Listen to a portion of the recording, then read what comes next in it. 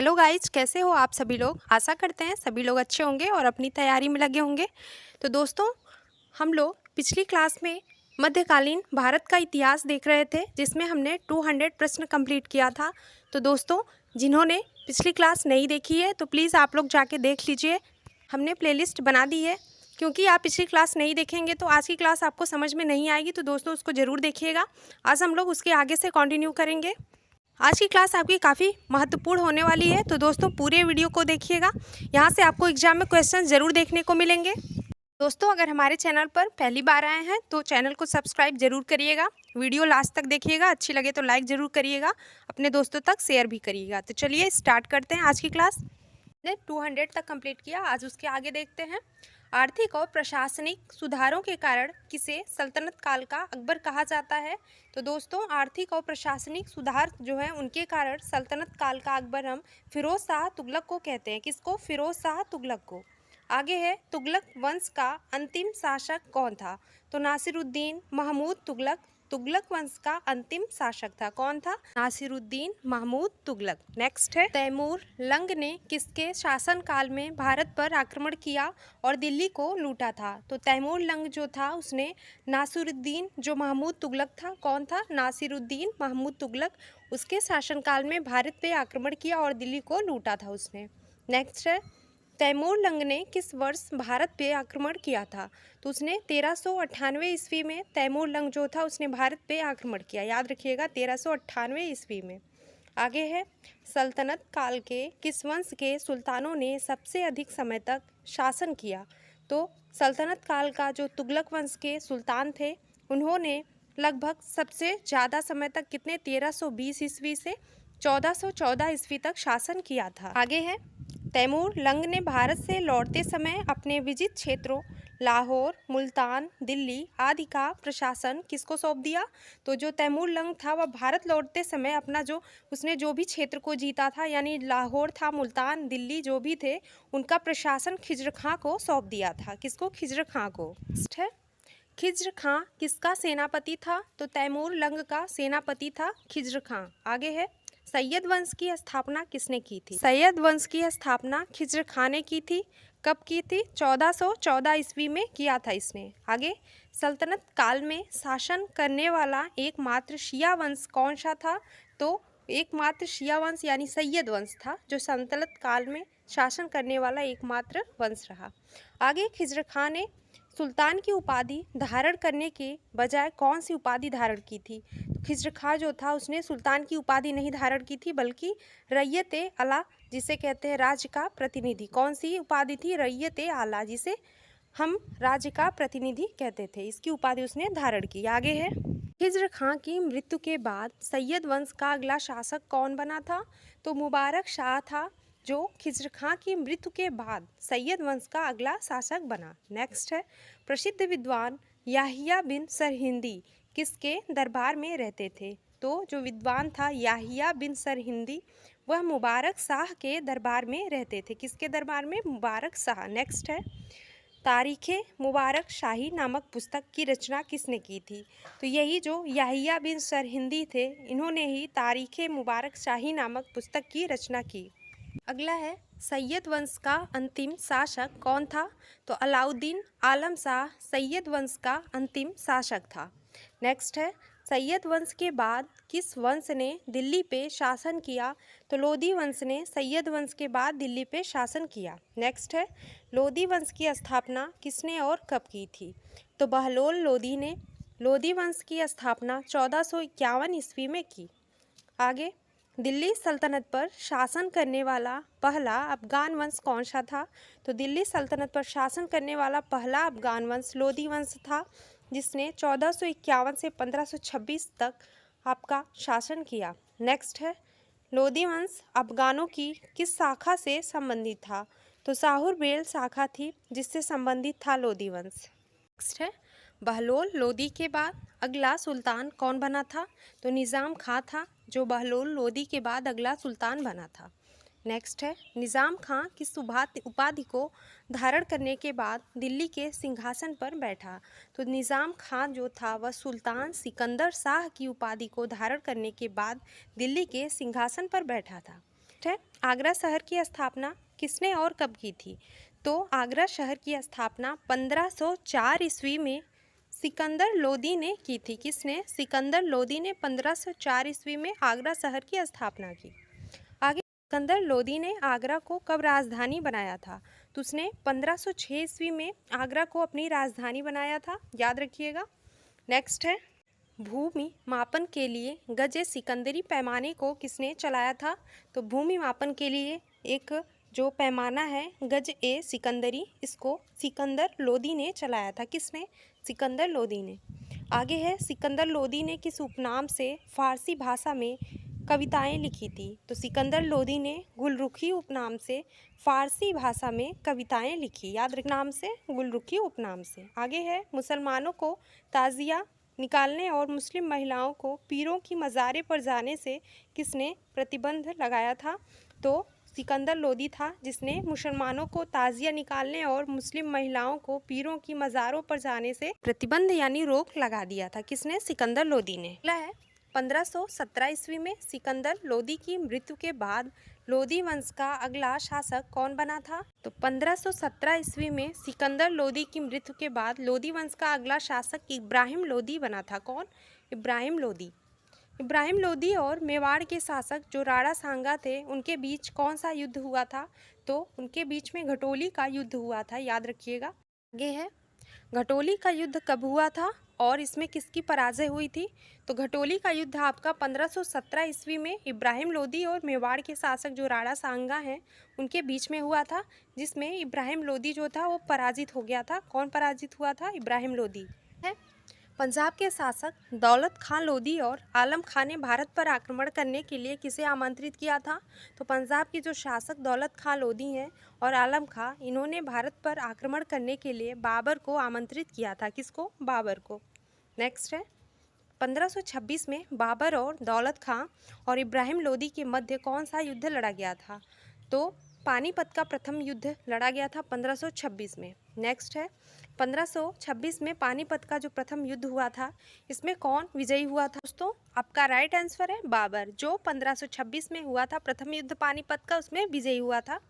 लोदी वंश का अंत किस युद्ध के बाद हो गया था? तो पानीपत का जो प्रथम युद्ध 1526 में हुआ, उसके बाद ही आपका लोदी वंश का अंत हो गया था। अगला है, सल्तनत काल में सरकारी भूमि को क्या कहते थे? तो सल्तनत काल में जो सरकारी भूमि थी उसको खालसा भूमि कहते थे। क्या कहते थे? खालसा भूमि। आगे है, इल्तुतमिश द्वारा शुरू की गई इक्ता प्रथा का अंत किसने किया था? तो इक्ता प्रथा का अंत अलाउद्दीन खिलजी ने किया था, और शुरू किसके द्वारा किया गया था? इल्तुतमिश द्वारा। आगे है, सल्तनत काल में कौन एकमात्र शासक था जिसने एक हिंदू रत्न सिंह को सिंध का राजस्व अधिकारी नियुक्त किया था?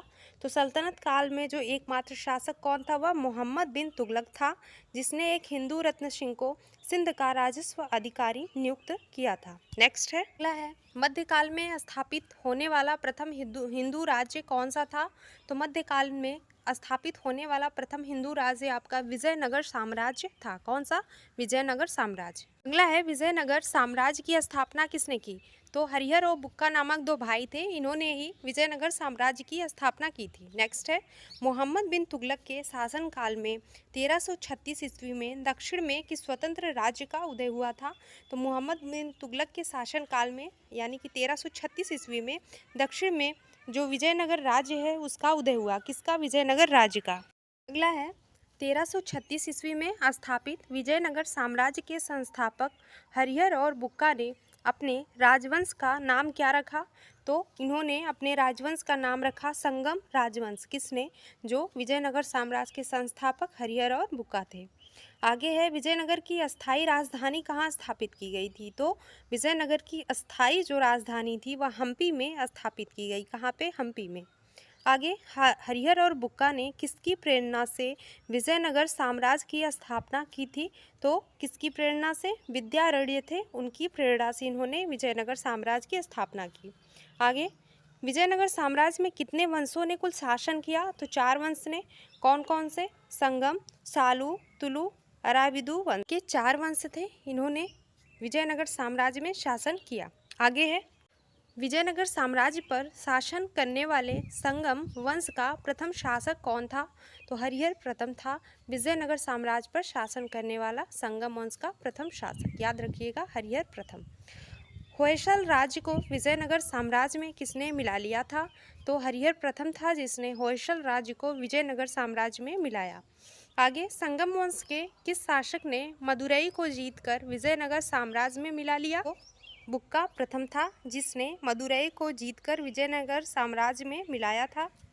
आगे, विजयनगर साम्राज्य किस नदी के दक्षिण तट पर स्थित था? तो तुंगभद्रा नदी थी, उसके दक्षिण तट पर विजयनगर साम्राज्य स्थित था। अगला है, वैदिक धर्म को प्रोत्साहन देने के लिए बुक्का प्रथम ने कौन सी उपाधि धारण की थी? तो वैदिक धर्म को प्रोत्साहन देने के लिए जो बुक्का प्रथम था उसने वेद मार्ग प्रतिष्ठायक जो उपाधि थी उसको धारण की। कौन सी उपाधि है? वेद मार्ग प्रतिष्ठायक। आगे है, इटली का यात्री निकोलो कॉन्टी ने किस संगम शासक के शासनकाल में विजयनगर साम्राज्य की यात्रा की? तो इटली का जो यात्री था निकोलो कॉन्टी, इसने 1420 ईस्वी में देवराय प्रथम के शासनकाल में विजयनगर साम्राज्य की यात्रा की। आगे है, संगम वंश का सबसे प्रतापी राजा कौन था? तो देवराय द्वितीय था संगम वंश का सबसे प्रतापी राजा। अगला है, फारसी राजदूत अब्दुल रज़ाक किसके शासनकाल में विजयनगर आया था? तो फारसी राजदूत जो अब्दुल रज़ाक था वह देवराय द्वितीय के शासनकाल में विजयनगर में आया। आगे, एक अभिलेख में किसे हाथियों का शिकारी जगबेटकर कहा गया? तो देवराय द्वितीय को हाथियों का शिकारी कहा गया था। आगे, प्रसिद्ध तेलुगु कवि जो था श्रीनाथ, वह किसके दरबारी कवि थे? तो देवराय द्वितीय के दरबारी कवि थे श्रीनाथ। याद रखिएगा। नेक्स्ट है, हरविलासम की रचना किस प्रसिद्ध तेलुगु कवि ने की थी? तो दोस्तों श्रीनाथ थे, इन्होंने हरविलासम की रचना की थी जो कि एक तेलुगु कवि थे। नेक्स्ट है, संगम वंश का अंतिम शासक कौन था? तो विरूपाक्ष द्वितीय था संगम वंश का अंतिम शासक। अगला है, सालू वंश की स्थापना किसने की थी? तो नरसिंह सालू ने 1485 ईस्वी में किया। आगे है, विजयनगर साम्राज्य के तुलु वंश की स्थापना किसने की? तो विजयनगर साम्राज्य का जो तुलु वंश है उसकी स्थापना वीर नरसिंह ने 1505 में किया। नेक्स्ट है, तुलु वंश का सबसे महान शासक कौन था? तो कृष्णदेव राय था तुलु वंश का सबसे महान शासक। अगला है, कृष्णदेव राय तुलु वंश का कब से कब तक शासक रहा है? तो 1509 से 1529 तक। आपका कब से? 1509 से 1529 तक। आगे है, बाबर ने अपनी आत्मकथा बाबरनामा में किसे भारत का सर्वाधिक शक्तिशाली कहा? तो उसने कृष्णदेव राय को सबसे शक्तिशाली बताया है अपनी आत्मकथा बाबर जो लिखा है बाबरनामा उसमें। अगला है, तेलुगु साहित्य के 8 सर्वश्रेष्ठ कवि जिसे अष्ट दिग्गज कहते थे वह किस शासक के दरबार में रहते थे? तो 8 तेलुगु कवि जो थे वह कृष्णदेव राय के दरबार में रहते थे। नेक्स्ट है, तेलुगु साहित्य का क्लासिक युग किस शासक के शासनकाल को कहा जाता है? तो कृष्णदेव राय के शासनकाल को तेलुगु साहित्य का क्लासिक युग कहा जाता है। नेक्स्ट है, कृष्णदेव राय ने कौन कौन सी उपाधियां धारण की थी? तो आंध्र पितामह और आंध्र भोज की उपाधि कृष्णदेव राय ने आपकी धारण की। आंध्र पितामह और आंध्र भोज, याद रखिएगा, इंपॉर्टेंट है। अगला है, हजारा मंदिर और विट्ठल स्वामी मंदिर का निर्माण किसने करवाया था? तो कृष्णदेव राय ने हजारा मंदिर और विट्ठल स्वामी के मंदिर का निर्माण करवाया। नेक्स्ट है, पुर्तगाली यात्री डोमिगोस पायस किसके शासनकाल में विजयनगर आया था? तो डोमिगोस पायस जो था वह कृष्णदेव राय के शासनकाल में विजयनगर आया। आगे है, कृष्णदेव राय का दरबारी कवि कौन था? तो तेनालीराम, जिसे पांडुरंग महात्म्यम की रचना की थी वह कृष्णदेव राय का दरबारी कवि था। याद रखिएगा, तेनालीराम। नेक्स्ट है, तुलु वंश का अंतिम शासक कौन था? तो सदाशिव तुलु वंश का अंतिम शासक था। अगला है, विजयनगर साम्राज्य के पतन का कारण कौन सा युद्ध बना था? तो विजयनगर साम्राज्य के पतन का कारण आपका तालीकोटा का युद्ध था जो कि 1565 में हुआ था। आगे है, तालीकोटा का युद्ध किनके मध्य में लड़ा गया था? तो विजयनगर और दक्षिण के 4 राज्य के मध्य में आपका तालीकोटा का युद्ध लड़ा गया। आगे, विजयनगर के विरुद्ध दक्षिण के 4 राज्यों के संयुक्त मोर्चे का नेतृत्व कौन कर रहा था? तो अली आदिल शाह था जो विजयनगर के विरुद्ध जो दक्षिण के 4 राज्यों के संयुक्त मोर्चे का नेतृत्व कर रहा था। नेक्स्ट है, तालीकोटा के युद्ध में विजयनगर का नेतृत्व कौन कर रहा था? तो तालीकोटा के युद्ध में विजयनगर का नेतृत्व राम राय कर रहा था। कौन? राम राय। अगला है, दक्षिण के 4 राज्य कौन से थे जिन्होंने संयुक्त रूप से विजयनगर पर आक्रमण किया था? तो 4 राज्य आपके बीजापुर थे, अहमदनगर, गोलकुंडा, बीदर। ये सभी आपके जो थे 4 राज्य, इन्होंने संयुक्त रूप से विजयनगर पर आक्रमण किया था। आगे है, विजयनगर पर तुलु वंश के बाद किस वंश ने शासन किया था? तो अराविदु वंश था जो तुलु वंश के बाद शासन किया था विजयनगर पर। नेक्स्ट है, तुलु वंश के अंतिम शासक को हटाकर किसने विजयनगर में अराविदु वंश की स्थापना की? तो तिरुमल था जिसने ऐसा किया था, यानी कि तुलु वंश के अंतिम शासक जो थे उनको हटा के वहाँ पे विजयनगर में अराविदु वंश की स्थापना की थी। किसने किया था पूछ सकता है, तो इसको याद करिएगा, तिरुमल थे। आगे है, अराविदु वंश का अंतिम शासक कौन था? तो रंगा तृतीय था अराविदु वंश का अंतिम शासक है। विजयनगर साम्राज्य में किस मुद्रा का प्रचलन था? तो पैगोडा मुद्रा थी जिसका प्रचलन विजयनगर साम्राज्य में था। आगे, विजयनगर में मनुष्य के क्रय विक्रय को क्या कहा जाता था? तो उसे बेसबक कहते थे। नेक्स्ट है, सल्तनत काल के किस शासक के समय महाराष्ट्र में स्वतंत्र बहमनी राज्य की स्थापना की गई थी? तो मुहम्मद बिन तुगलक के शासन यानी समय में महाराष्ट्र में स्वतंत्र बहमनी राज्य की स्थापना की गई। आगे, बहमनी साम्राज्य की स्थापना किसने और कब की थी? तो जो हसन गंगू थे, इन्होंने 1347 ईस्वी में बहमनी साम्राज्य की स्थापना की, हसन गंगू ने। नेक्स्ट है, हसन गंगू किस नाम से बहमनी साम्राज्य के सिंहासन पे बैठा था? तो अलाउद्दीन हसन बहमन शाह के नाम से बहमनी साम्राज्य के सिंहासन पे हसन गंगू बैठा। आगे है, बहमनी राज्य की राजधानी क्या थी? तो गुलबर्गा थी बहमनी राज्य की राजधानी, इसको याद रखिएगा, इंपॉर्टेंट है, कई बार आया है एग्जाम में। आगे, बहमनी राज्य की राजभाषा कौन सी थी? तो मराठी भाषा थी इसकी, ये भी याद रखिएगा। बहमनी साम्राज्य के किस शासक ने विदेशियों को अस्थायी रूप से बसने के लिए आमंत्रित किया था? तो जो ताजुद्दीन फिरोज शाह था उसने विदेशियों को अस्थायी रूप से बसने के लिए आमंत्रित किया था। तो बहमनी साम्राज्य का जो शासक ताजुद्दीन फिरोज शाह था, इसने विदेशियों को अस्थायी रूप से बसने के लिए आमंत्रित किया। कौन था? ताजुद्दीन फिरोज शाह। नेक्स्ट है, बहमनी साम्राज्य के किस शासक ने अपनी राजधानी गुलबर्गा से हटाकर बीदर में स्थापित की थी? तो शहाबुद्दीन अहमद प्रथम था, इसने अपनी राजधानी गुलबर्गा से हटा के बीदर में स्थापित कर ली थी। आगे, बहमनी साम्राज्य में किसके शासन काल में प्रसिद्ध ईरानी यात्री जो महमूद गवा था वह आया था? तो अलाउद्दीन अहमद शाह द्वितीय के शासन काल में ईरानी यात्री जो था महमूद गवा वह बहमनी साम्राज्य में आया। आगे है, बहमनी के किस शासक को दक्कन का नीरो कहा जाता है? तो हुमायूं शाह था बहमनी का शासक जिसको दक्कन का नीरू कहा जाता है। नेक्स्ट है, मुहम्मद शाह तृतीय के समय कौन रूसी यात्री बहमनी साम्राज्य के बीदर की यात्रा पर आया था? तो बीदर की यात्रा पे कौन सा बहमनी साम्राज्य का यात्री था? रूसी यात्री वह था निकितन था, जो मुहम्मद शाह तृतीय के समय बीदर की यात्रा पे आया 1470 ईस्वी में। आगे है, बहमनी साम्राज्य का अंतिम शासक कौन था? तो कलीमुल्ला था बहमनी साम्राज्य का अंतिम शासक। नेक्स्ट है, बहमनी राज्य की मुद्रा का नाम क्या है? तो हूण नाम है बहमनी राज्य की मुद्रा का। बहमनी साम्राज्य के अंतिम शासक की मृत्यु के बाद बहमनी राज्य कितने स्वतंत्र राज्यों में बट गया था? तो कुल 5 स्वतंत्र राज्य में बटा था।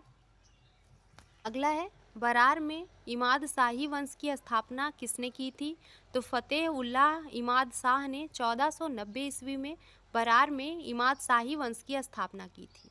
नेक्स्ट है, अहमदनगर में निज़ाम शाही वंश की स्थापना किसने की? तो मलिक अहमद था जिसने 1490 ईस्वी में आपका निज़ाम शाही वंश की स्थापना की थी। नेक्स्ट है, अहमदनगर को किस मुगल बादशाह ने मुगल साम्राज्य में मिला लिया था? तो वह शाहजहां था जिसने अहमदनगर को 1633 ईस्वी में मुगल साम्राज्य में मिला लिया था। अगला है, बीदर में बरीद शाही वंश की स्थापना किसने की थी? तो अमीर अली बरीद ने 1526 ईस्वी में बीदर में बरीद शाही वंश की स्थापना की थी। नेक्स्ट है, बीजापुर में आदिल शाही वंश की स्थापना किसने की थी? तो यूसुफ आदिल शाह था जिसने 1489 ईस्वी में बीजापुर में आदिल शाही वंश की स्थापना की थी। नेक्स्ट, गोल गुंबद में बीजापुर कर्नाटक के किस शासक का मकबरा स्थित है? तो मोहम्मद आदिल शाह का मकबरा स्थित है। नेक्स्ट है, अगला है, बीजापुर को किस मुगल शासक ने अपने मुगल साम्राज्य में मिला लिया था? तो औरंगजेब था, जिसने 1686 ईस्वी में बीजापुर को अपने मुगल साम्राज्य में मिलाया था। कौन था? औरंगजेब था। नेक्स्ट है, गोलकुंडा में कुतुब शाही वंश की स्थापना किसने की थी? तो गोलकुंडा में कुतुब शाही वंश की स्थापना कुली कुतुब शाह ने 1512 ईस्वी में किया था। नेक्स्ट है, विश्व प्रसिद्ध कोहिनूर हीरा कहाँ से प्राप्त हुआ था? तो गोलकुंडा कर्नाटक से जो विश्व प्रसिद्ध कोहिनूर हीरा है प्राप्त हुआ था। अगला है, चार मीनार जो कि हैदराबाद में है, इसका निर्माण गोलकुंडा के किस शासक ने करवाया था?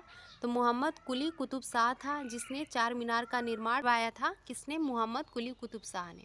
गोलकुंडा को किस मुगल शासक ने मुगल साम्राज्य में मिला लिया था? तो औरंगजेब था, जिसने 1687 ईस्वी में गोलकुंडा को मुगल साम्राज्य में मिलाया था। नेक्स्ट है, हैदराबाद की स्थापना किसने की थी? तो मोहम्मद कुली कुतुब शाह था, इसने हैदराबाद की स्थापना की। भारत का सिराज नाम से हम किसे जानते हैं? तो जौनपुर को हम भारत का सिराज कहते हैं। जौनपुर की स्थापना किसने की थी? तो फिरोज शाह तुगलक था, इसने जौनपुर की स्थापना की। अगला है, जौनपुर पर स्वतंत्र सरकी राजवंश की स्थापना किसने की थी? तो मलिक सरवर था, इसने स्वतंत्र सरकी राजवंश की स्थापना की। अटाला देवी के मंदिर को तोड़कर किसने अटाला मस्जिद का निर्माण करवा दिया था? तो इब्राहिम शाह द्वारा 1408 ईस्वी में अटाला मस्जिद का निर्माण, जो अटाला देवी का मंदिर था, उसको तोड़कर करवाया। ये है, लाल दरवाज़ा मस्जिद का निर्माण किसने करवाया था? तो मोहम्मद शाह द्वारा 1450 ईस्वी में लाल दरवाज़ा मस्जिद का निर्माण हुआ था। लाल दरवाज़ा मस्जिद है, याद रखिएगा। कश्मीर में हिंदू राज्य की स्थापना किसने की थी? तो सुहादेव थे, इन्होंने 1301 ईस्वी में कश्मीर में हिंदू राज्य की स्थापना की थी। कब की थी? 1301 में। किसने? सुहादेव ने। अगला है, कश्मीर में प्रथम मुस्लिम वंश की स्थापना कब और किसके द्वारा की गई थी? तो शाह मीर के द्वारा 1339 ईस्वी में कश्मीर में प्रथम मुस्लिम वंश की स्थापना की गई। नेक्स्ट है, कश्मीर के मुस्लिम वंश से संबंधित किस शासक को धार्मिक सहिष्णुता के कारण कश्मीर का अकबर कहा जाता है? तो जैन उल आबदीन को। नेक्स्ट है, महाभारत और राजतरंगड़ी का फारसी में अनुवाद किसने किया था? तो महाभारत और राजतरंगड़ी का फारसी में अनुवाद जैन उल आबदीन ने करवाया था। किसने करवाया था? जैन उल आबदीन ने। अगला है, किस मुगल शासक ने कश्मीर को मुगल साम्राज्य में मिलाया था? तो अकबर ने 1588 ईस्वी में कश्मीर को मुगल साम्राज्य में मिलाया था। आगे है, अपने राज्य में मूल्य नियंत्रण व्यवस्था के कारण किस शासक को कश्मीर का अलाउद्दीन कहा जाता है? तो अपने राज्य में मूल नियंत्रण व्यवस्था के कारण जैन उल आबदीन को कश्मीर का अलाउद्दीन कहा जाता है। नेक्स्ट है, दिल्ली सल्तनत का अंत किस युद्ध के बाद हो गया था? तो पानीपत का जो प्रथम युद्ध हुआ था 1526 में, उसके बाद में दिल्ली सल्तनत का अंत हो गया था। अगला है, दिल्ली सल्तनत के अंतिम लोदी राजवंश के अंत के बाद भारत में किसने शासन किया? तो मुगलों ने शासन किया था। नेक्स्ट है, मुगल साम्राज्य का संस्थापक कौन था? तो बाबर आपका मुगल साम्राज्य का संस्थापक था। मुगल साम्राज्य का शासन काल कब से कब तक रहा है? तो 1526 से 1857 ईस्वी तक मुगल साम्राज्य का शासन काल रहा। नेक्स्ट है, बाबर ने भारत पर कितनी बार आक्रमण किया था? कुल 5 बार इसने भारत पे आक्रमण किया था बाबर ने। अगला है, बाबर का जन्म कब हुआ था? तो 1483 ईस्वी में बाबर का जन्म हुआ था। कब? 1483 में। नेक्स्ट है, बाबर कब फरगना की गद्दी पे बैठा था? तो 1494 ईस्वी में बाबर फरगना की गद्दी पर बैठा था।